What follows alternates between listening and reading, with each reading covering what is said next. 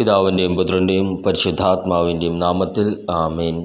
എൻ്റെ ഈശോയെ, ഒരു പകലിൻ്റെ ദൂരം ഇന്ന് എനിക്ക് മുന്നിൽ അവസാനിക്കുമ്പോൾ എന്നെ വഴി നടത്തിയതിന് അങ്ങേക്ക് ഞാൻ നന്ദി പറയുന്നു.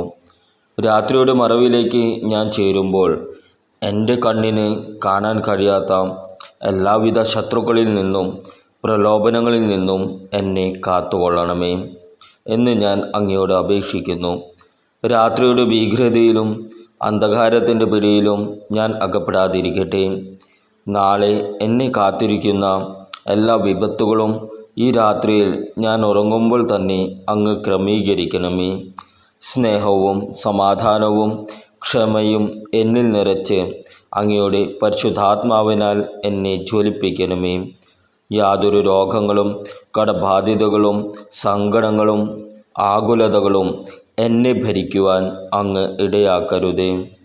അങ്ങയുടെ തിരുരക്ത കോട്ടയ്ക്കുള്ളിൽ എന്നെ മറച്ചുകൊള്ളണമേ. നാളത്തെ പകൽ അങ്ങ് എനിക്ക് വേണ്ടി ഞാൻ ആഗ്രഹിക്കുന്നതിനും അപ്പുറമായി ഒരുക്കി വെച്ച് എന്നെ വിളിച്ചുണർത്തണമേ. നാളത്തെ ദിവസം എൻ്റെ ജീവിതത്തിൻ്റെ ഏറ്റവും മനോഹരമായ ദിവസമാക്കി മാറ്റണമേ. സങ്കടങ്ങളെ എല്ലാം തുടച്ചു നീക്കുന്ന നല്ലൊരു ദിവസം നാളെ എനിക്കായി ഒരുക്കണമേ. ആമേൻ. സ്വർഗസ്ഥനായ ഞങ്ങളുടെ പിതാവേ, അങ്ങയുടെ നാമം ഉചിതമാകണമേ. അങ്ങയുടെ രാജ്യം വരണമേ. അങ്ങയുടെ തിരുമനസ് സ്വർഗത്തിലെ പോലെ ഭൂമിയിലുമാകണമേ. അന്നു വേണ്ട ആഹാരം ഇന്ന് ഞങ്ങൾക്ക് തരണമേ. ഞങ്ങളുടെ കടക്കാരോട് ഞങ്ങൾ ക്ഷമിച്ചിരിക്കുന്നത് പോലെ ഞങ്ങളുടെ കടങ്ങളും പാപങ്ങളും ഞങ്ങളോട് ക്ഷമിക്കണമേ. ഞങ്ങളെ പ്രലോഭനത്തിൽ ഉൾപ്പെടുത്തരുത്, തിന്മയിൽ നിന്ന് ഞങ്ങളെ രക്ഷിക്കണമേ. ആമേൻ.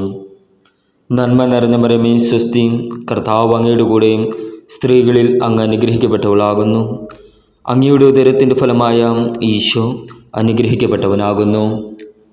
പരിശുദ്ധ മറിയമേ, തമ്പുരാൻ്റെ അമ്മേ, പാപികളായ ഞങ്ങൾക്ക് വേണ്ടി എപ്പോഴും ഞങ്ങളുടെ മരണസമയത്തും തമ്പുരാനോട് അപേക്ഷിക്കണമേ. ആമേൻ.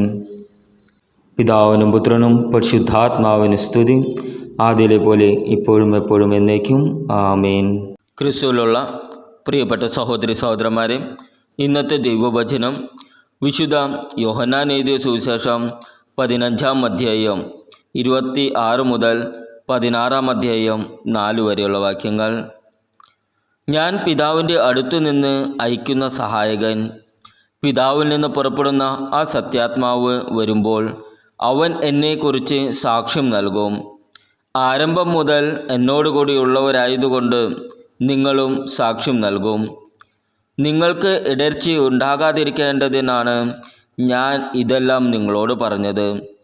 അവർ നിങ്ങളെ സിനഗോഗുകളിൽ നിന്ന് പുറത്താക്കും. നിങ്ങളെ കൊല്ലുന്ന ഏവനും താൻ ദൈവത്തിന് ബലിയർപ്പിക്കുന്നു എന്ന് കരുതുന്ന സമയം വരുന്നു. അവർ പിതാവിനെയോ എന്നെയോ അറിഞ്ഞിട്ടില്ലാത്തതുകൊണ്ട് ഇത് ചെയ്യും. അവരുടെ സമയം വരുമ്പോൾ ഇത് ഞാൻ പറഞ്ഞിരുന്നു എന്ന് നിങ്ങൾ ഓർമ്മിക്കാൻ വേണ്ടി ഞാൻ ഇത് നിങ്ങളോട് പറഞ്ഞിരിക്കുന്നു. ഇക്കാര്യങ്ങൾ ആരംഭത്തിലെ നിങ്ങളോട് പറയാതിരുന്നത് ഞാൻ നിങ്ങളോടുകൂടി ഉണ്ടായിരുന്നതുകൊണ്ടാണ്. നമ്മുടെ കർത്താവായ ഈശോ മിശിഹായ്ക്കും സ്തുതി.